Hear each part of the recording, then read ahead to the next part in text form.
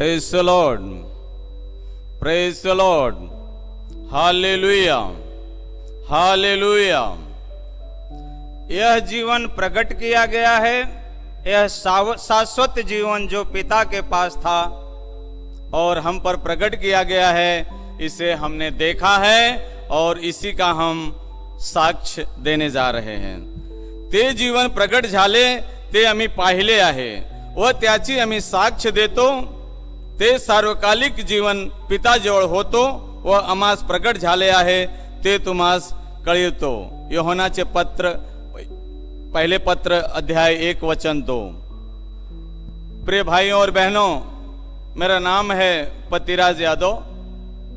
मैं उत्तर प्रदेश के भदोही जिले के कुकरौठी महबूबपुर का रहने वाला हूं. रोजगार के लिए वसई में मैं और मेरा भाई ऑटो रिक्शा चला रहे थे और यहां पर रहते रहते हमने कई बार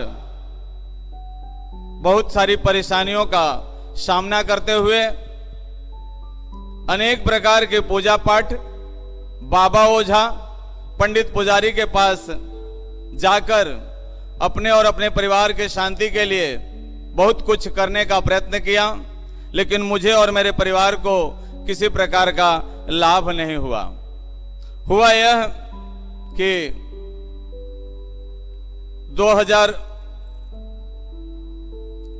1999 में हुआ यह कि 1999 में मैं अखाड़े का पहलवान था, कुश्ती का, और मेरे बेटे को कुश्ती सिखाते समय मैं पलटी मारा और मेरे कमर में गंभीर रूप से मार लग गई, जिसके वजह से मैं रिक्शा नहीं चला पाता था.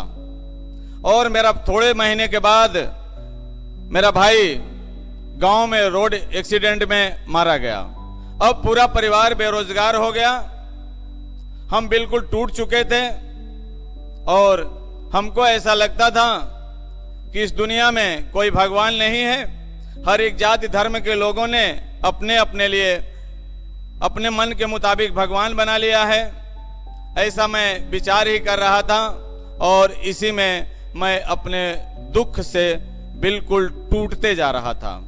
इसी बीच में मेरी मुलाकात मेरे मित्र अनिल अनमेड़ा जो मानिकपुर से हैं उनसे हुई और उन्होंने मुझे ताबोर आश्रम के बारे में बताया और कहा कि तुम ताबोर आश्रम में जाओ, यीशु के नाम से प्रार्थना होती है, निश्चित ही तुम्हें और तुम्हारे परिवार को शांति मिलेगी. पहली बार 24 जुलाई 99 को मैं ताबोर आश्रम गया. वहां पर जाने के बाद मुझे बड़ा अजीब सा लग रहा था. सब प्रकार के बाजा बजाना, ताली बजाना, झूमना, नाचना, गाना मुझे बड़ा अजीब सा लग रहा था कि कौन सी प्रार्थना है, किस प्रकार की प्रार्थना है. ऐसी प्रार्थना मैंने कभी नहीं देखी थी. मैं लोगों की तरफ देखता था, मुझे लगता था लोगों में पागलपन कहां से आ गया है. फिर विचार करता था कि लोग पढ़े लिखे दिखते हैं, समझदार दिखते हैं, इनमें पागलपन कहां से आ गया. थोड़ी देर के बाद फादर मार्टिन आ गए. Hallelujah hallelujah hallelujah hallelujah hallelujah इस तरह की प्रार्थना करने के बाद उन्होंने कुछ लोगों का नाम लेकर बुलाना शुरू कर दिया. किसी नाम वाले का सर ठीक हो गया, किसी का पीठ दर्द ठीक हो गया, किसी का कमर दर्द, किसी का पैर दर्द, किसी का पेट दर्द. इस प्रकार से कई प्रकार की बीमारी से लोग ठीक हो गए, ऐसा उन्होंने बताया. मुझे बड़ा दुविधा हो गया.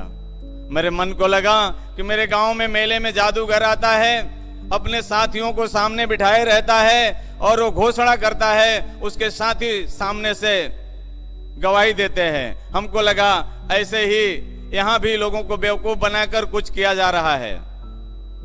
प्रिय मित्रों, इसी दुविधा में मैं बैठा रहा.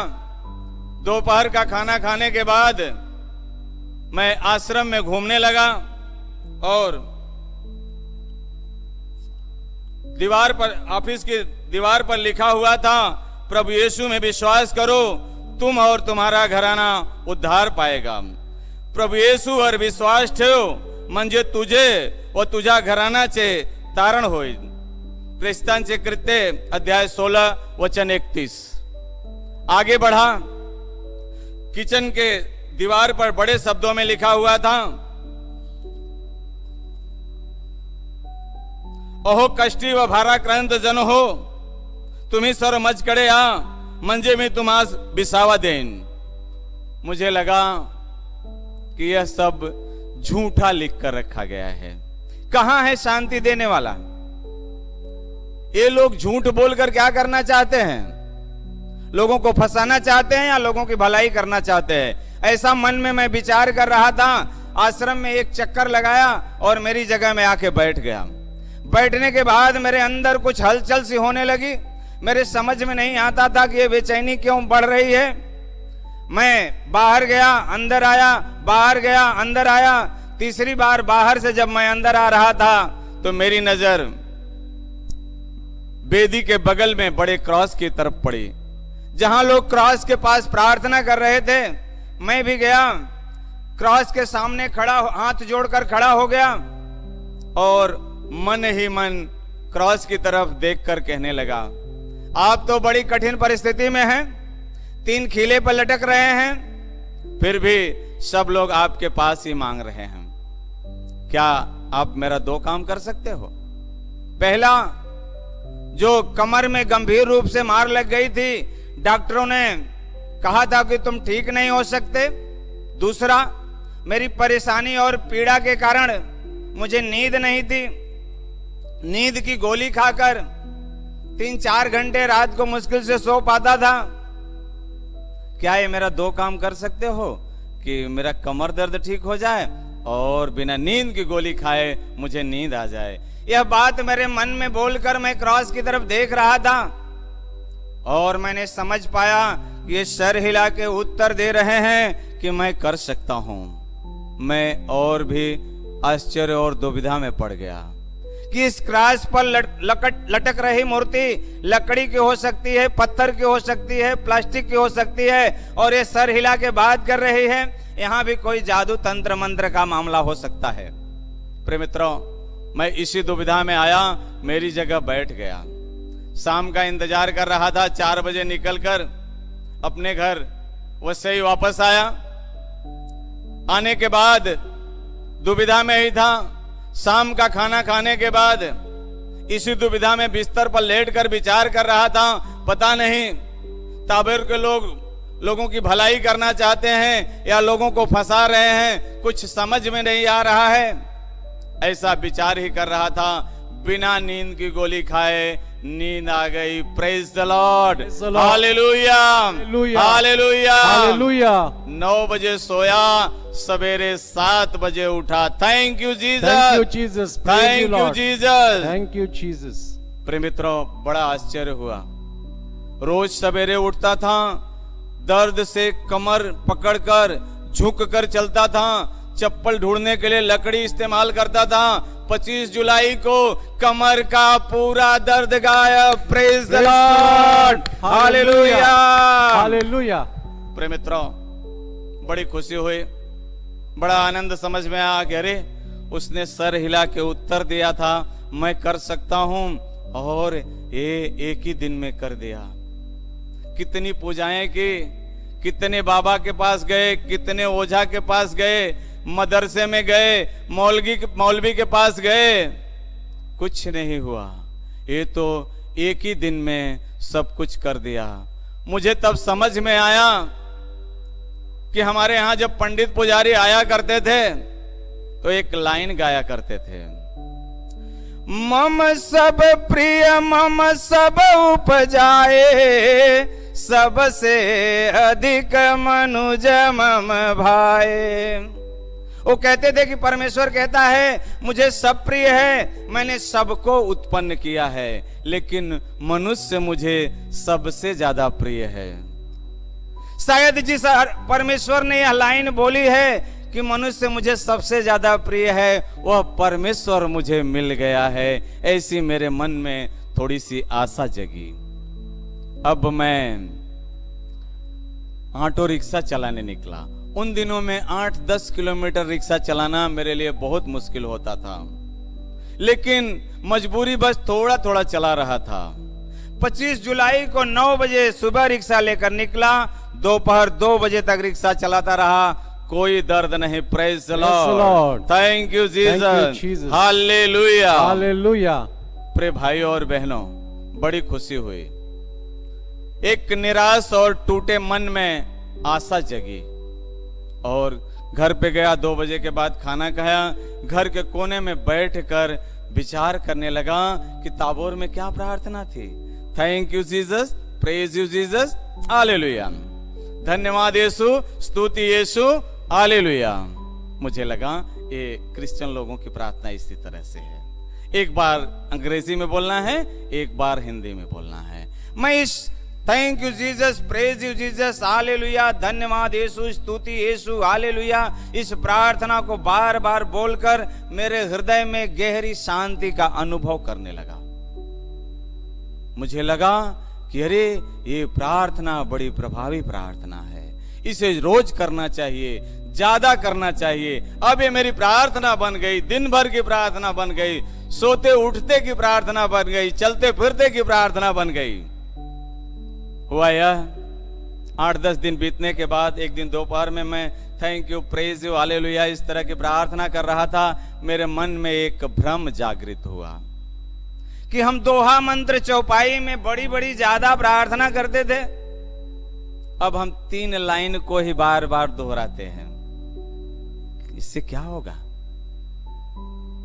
मैं इस दुविधा में शांत बैठ गया। मेरी आंख बंद थी। बंद आंखों में मैंने देखा कि मेरे घर में बड़ी सुंदर सीढ़ी दिखाई दे रही है। मैंने आंख खोला तो कोई सीढ़ी नहीं। मुझे आश्चर्य होने लगा कि क्या गड़बड़ी है। वापस आंख बंद करके धन्यवाद स्तुति करने लगा। वही सीढ़ी दिखाई दी और उस पर लिखा हुआ था धन्यवाद स्तुति, हालेलुया, स्वर्ग जाने की सीढ़ी है। Praise the Lord, hallelujah, hallelujah, hallelujah, hallelujah. मैंने आश्रम वालों को फोन लगाया और मैंने कहा कि मेरे घर में बहुत गड़बड़ हो रहा है, इस तरह की गड़बड़ी सब हो रही है। उन्होंने कहा ये कोई गड़बड़ नहीं है, ये आशीर्वाद के बड़े अच्छे चिन्ह हैं। आप 4 दिन के लिए आश्रम में आ जाओ, एक रिट्रीट के बाद आपको सब कुछ समझ में आ जाएगा। पहली बार 22 अगस्त को मैं रिट्रीट को गया। 4 दिन के बाद मेरा पूरा जीवन, पूरा मन बदल गया।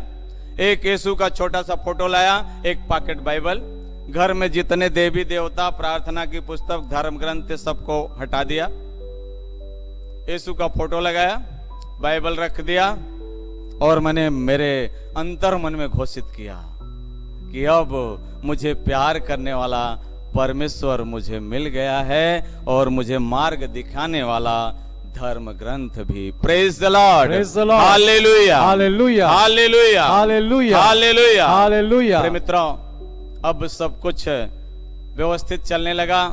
तब मुझे याद आया कि मेरी पत्नी जो गांव में है, पिछले 10-12 साल से बीमार रहती हैं। अस्थमा का रोग ने उन्हें ग्रसित कर लिया है। डॉक्टरों का कहना था कि ये ज्यादा दिन जिंदा नहीं रहेगी। मैंने एक शनिवार को ताबोर आश्रम जाकर वहां पे फादर जी से कहा कि मेरी पत्नी अस्थमा से ग्रसित है, अब वो ज्यादा दिन नहीं जिंदा रहेगी, ऐसा डॉक्टरों ने कहा है। फादर जी ने कहा आपको याद है ना कि आपके कमर को भी डॉक्टरों ने कहा था ठीक नहीं हो सकती। तो जिस प्रभु ने आपकी टूटी हुई कमर को ठीक किया है, उस प्रभु से कहो वह आपकी रोगग्रस्त पत्नी को भी ठीक कर देगा। मैं और मेरी पत्नी ने मिलकर मेरी पत्नी के लिए प्रार्थना शुरू किया। रोज रोज धीरे धीरे वो ठीक होने लगी। कुछ महीनों में उसका शरीर जो सूख गया था, हड्डियां सिर्फ थी, ये सब कुछ बदलने लगा और 10-12 साल 35 से 40 किलो के बीच उनका वजन रहता था। अब 55 से 60 किलो के बीच में उनका वजन है। पूर्ण स्वस्थ हैं। 21 साल हो गया उन्होंने अस्थमा की एक भी गोली नहीं खाई है। Praise the Lord, hallelujah, hallelujah, thank you Jesus, thank you Jesus, thank you Jesus. पत्नी ठीक होने के बाद कुछ महीने के बाद पता चला कि मेरी पत्नी गर्भवती है। गर्भ के 6ठे महीने हमने सोनोग्राफी करवाया। सोनोग्राफी में पता चला कि जुड़वा बच्चे हैं। डॉक्टर ने बताया कि एक बच्चे के सर में हड्डी नहीं है, वो पागल पैदा होगा, इसलिए गर्भपात करना जरूरी है। अब मैं कुछ ख्रिस्तीय सिखवन को सीख चुका था, बाइबल की सिखलाइयां मेरे मन में आ गई थी और मुझे लगा कि गर्भपात करना अच्छा नहीं है। मैंने फादर लोगों से सलाह लिया। फादर ने कहा तुमने अच्छा सोचा है, अब तुम और तुम्हारी पत्नी मिलकर उन बच्चों के लिए प्रार्थना करो जो गर्भ में मारे जाते हैं। तुम्हारा बच्चा पागल नहीं होगा बल्कि दिमाग से पूरी तरह से तंदुरुस्त होगा। मैं और मेरी पत्नी ने इसी तरह से प्रार्थना शुरू किया। 8वें महीना बच्चा पैदा हो गए। बच्चे के सर में हड्डी नहीं थी। चमत्कारिक ढंग से ही वड़िया अस्पताल में उनका 1 महीने इलाज हुआ। 1 महीने के बाद वो घर आया। 1 साल में एक स्वस्थ बच्चा चलने फिरने लगा और हुआ यह कि उसमें कोई पागलपन नहीं। हालेलुया। जहां हड्डियां नहीं थी वहां हड्डियां आ गई। Praise the Lord. Thank you Jesus, thank you Jesus. अब वह बच्चा 10वीं तक इंग्लिश मीडियम से पढ़ाई करके, ऑटोमोबाइल से ITI करके Bharat Benz service centre highway पर काम पे लग गया है। मेरे बच्चों की संख्या 8 है, 4 बेटा 4 बेटी, और जो भाई एक्सीडेंट में मर गए हैं 2 उनका। इन बच्चों के पालन पोषण के लिए मेरे पास रोजगार के लिए सिर्फ रिक्शा था। मैं दिन भर ऑटो रिक्शा चलाता था। जो भी कमाया हाथ में लेकर उसमें से 10 रुपया अलग करता था कि ये प्रभु के लिए, बाकी पैसे को प्रभु को धन्यवाद करते हुए प्रभु से कहता था, प्रभु आप 5 रोटी से 5000 को खिलाने वाले प्रभु हैं। वही आशीष दीजिए जिससे मेरे बच्चे रोटी खाएं, कपड़ा पहने और उनकी पढ़ाई हो जाए। प्रभु ने ऐसा ही किया। बड़ा बेटा मैकेनिकल इंजीनियर है, दूसरा नंबर सेमिनरी में है, तीसरा नंबर वसई डायसिस Y4C का उसे प्रमुख चुना गया है, चौथा नंबर जो ITI करके भारत बेंज सर्विस सेंटर में काम कर रहा है, जिसे पागल बताया गया था जन्म के समय डॉक्टरों के द्वारा, उसमें कोई पागलपन नहीं है। उसे छोटी बेटी है जो D.Ed टीचर है। भाई का बड़ा बेटा हार्डवेयर नेटवर्किंग से डिप्लोमा करके नौकरी कर रहा है। भाई का छोटा बेटा जो 12वीं करके फिटर से ITI कर रहा है। छोटे बच्चे लोग पढ़ाई कर रहे हैं। इस तरह से मैंने मेरी छोटी सी आमदनी पर प्रभु का बड़ा आशीर्वाद देखा। लेकिन इन सारी बातों के पीछे मैं और मेरी पत्नी ने दूसरा कुछ प्रयत्न नहीं किया। हम दिन रात प्रार्थना किया करते थे, पूरे परिवार के साथ प्रार्थना किया करते थे। और आज हमारे सभी बच्चे हमारे साथ प्रार्थना करते हैं। दिन में 2 बार, कभी कभी दिन में 3 बार प्रार्थना होती है। और इतना ही नहीं, जब बच्चे छोटे थे तो लोग कहा करते थे कि इनके पास क्रिकेट की टीम है, लेकिन अब प्रभु की स्तुति के लिए प्रार्थना की टीम हमारे घर में है। Praise the Lord. Hallelujah, hallelujah, hallelujah, hallelujah. प्रिय मित्रों, कहना यह है कि प्रभु यीशु के नाम से की गई प्रार्थना से हमारा जीवन बदल गया, हमारा परिवार बदल गया। इतना ही नहीं, हमारे साथ संगत में आने वाले कई परिवार बदल गए। और अब लोग मिलने के लिए आते हैं, प्रभु के बारे में परामर्श चाहते हैं और अपनी जरूरतों के लिए प्रार्थना भी चाहते हैं। कहना यह है कि यह सब कुछ करने के लिए मुझे कोई कठिन परिश्रम नहीं करना पड़ा। कई सहयोगी मित्र, फादर अनिल देव जो कि हमारे लिए बहुत ही समय दिया करते थे, हमारे आध्यात्मिक जीवन के निर्माण में उनका बहुत बड़ा योगदान है। मैं मुंबई वसई में होते हुए भी उनकी किताबें और उनके CD को मैंने अपना मित्र बनाया। फोन संपर्क करके हमेशा परामर्श लेता रहा, जिसका परिणाम हुआ कि हमारा जीवन रोज रोज आध्यात्मिक क्षेत्र में आगे बढ़ता गया। फादर जो गोंसाल्विस जब गोख्यूरे में आए, उन्होंने मिसा से पहले रोज का वाचन पढ़ने के लिए हमको लगाया और उन्होंने कहा कि रोज का वाचन हिंदी में पढ़ के आओ, क्योंकि तुम्हें मराठी ठीक से नहीं आता। जब तुम रोज का वाचन पढ़ के आओगे तो बड़ी आशीष पाओगे। और उसका मैं गहरा अनुभव किया। आज तक मिसा में गहरा अनुभव करता हूं और मैं और मेरे बच्चे ज्यादातर हर मिसा से पहले रोज का वाचन पढ़कर ही चर्च आते हैं और यह हमारी तैयारी के लिए बड़ा ही प्रभावी हो रहा है। प्रिय भाइयों और बहनों, मैं मेरी पत्नी और बच्चों के साथ ज्यादातर वसई के पूर्व पट्टी झुग्गी झोपड़पट्टी में काम करता हूं, गरीब लोगों के बीच में काम करता हूं, उनके साथ प्रार्थना करता हूं और उनके जरूरतों में मदद करने का प्रयत्न करता हूं, जिसका परिणाम बड़ा प्रभावी हो रहा है। परिस्थिति यह है कि मैं कई साल तक खुद अति गरीबी में निकाला, लेकिन जब किसी गरीब को कोई आवश्यकता हुई तो प्रभु की कृपा आशीष से मेरे पास कुछ न कुछ रहता है उनकी मदद के लिए या उनकी इलाज के लिए। यह भी प्रभु के आशीष का एक बड़ा उदाहरण है, बड़ा गवाही है। प्रिय भाइयों और बहनों, मैं ग्रेस मिनिस्ट्री आना चाहूंगा कि वसई में पहले मराठी और इंग्लिश में ही प्रार्थना थी। मुझे प्रार्थना माने के कुछ महीने के बाद पता चला कि मानिकपुर चर्च में ग्रेस मिनिस्ट्री की हिंदी और इंग्लिश में प्रार्थना चलती है। 2-2.5 साल तक उनसे मैं बहुत कुछ सीखता रहा, वचन में आगे बढ़ता रहा और मेरा आध्यात्मिक जीवन और मजबूत होता रहा। ब्रदर रेमंड के पिताजी बच्चे की तरह हमारा और हमारे पूरे परिवार का ख्याल रखते हैं और आज भी वो हमारे शुभ चिंतक हैं। 2002 में मैं मेरी पत्नी और बच्चों के साथ बपतिस्मा लेकर ख्रिस्ती जीवन जीने का प्रयत्न करने लगा। उस समय हमें लगा कि हम यूपी में काम करेंगे और वहां पे हमें रोजगार भी मिल रहा था, लेकिन हुआ यह कि हमारे कुछ साथियों ने प्रार्थना किया और प्रार्थना के द्वारा 3 लोगों को मैसेज मिला कि मुझे वसई में काम करना है। मुझे अच्छा नहीं लगा। मैं कई दिन दरवाजा बंद करके प्रभु से के सामने रोता था कि प्रभु, मैं यूपी में जो लोग आपके नाम को नहीं जानते थे उन्हें आपका नाम बताना चाहता था। मेरे रोजगार की वहां पे व्यवस्था थी, रोज खाने पीने का मुझे कुछ तकलीफ नहीं होता था। आपने यहाँ क्यों मुझे रखा है?